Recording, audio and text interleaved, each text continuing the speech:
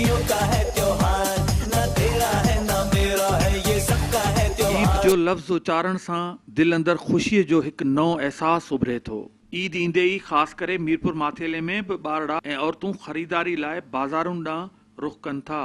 मुख़्तलिफ़ शहरनि में ईद खां अॻु जेका मंज़र नज़र अचनि था उन मां ईअं महसूसु थिए थो महांगाई ऐं आम शयुनि जे वधंदड़ अघनि, जंहिंमें कपिड़ा, बूट, मेकअप जो सामान तोड़े ॿियूं शयूं एतिरियूं त महांगियूं थी वियूं आहिनि जो विचोले तबिके वारा माण्हू ईद लाइ नयूं शयूं ख़रीद करण लाइ परेशान आहिनि, जंहिं करे दुकानदार साॻिया पिटणा पिया पिटीन। ख़रीदार जो न अचण सबबि ॼण बाज़ारुनि जूं रौनकूं खसिजी वियूं आहिनि, जॾहिं त संदन दुकानदार ऐं आम माण्हुनि वटि पंहिंजूं पंहिंजूं कहाणियूं आहिनि।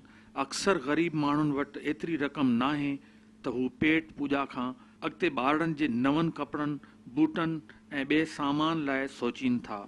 इन हवाले सां सिंध टीवी न्यूज़ सां ॻाल्हाईंदे चयो त ईद ते तमामु घणी महांगाई आहे। हीअ तव्हां ॾिसो बाज़ारनि में रश आहे, कोन बाज़ारूं वीरान लॻियूं पियूं आहिनि। हिकु त महांगाई जेका आहे तमामु चोट चढ़ियल आहे ऐं ॿिए नंबर ते हीअ फसल जो सीज़न बि कोन्हे ऐं जेका ईद जी ओरिजिनल जेका हक़ीक़ी ख़ुशी आहे उहो माण्हुनि में आहे ई कोन। तमामु घटि आहे, फसल न हुजण जे बराबरि माना न आहे। इन जे करे अॻे माना फसल हूंदी त कारोबार तमामु सुठो हूंदो। इहे आख़िरी ॿ ॾींहं माना हलिया आहिनि, घटि आहे।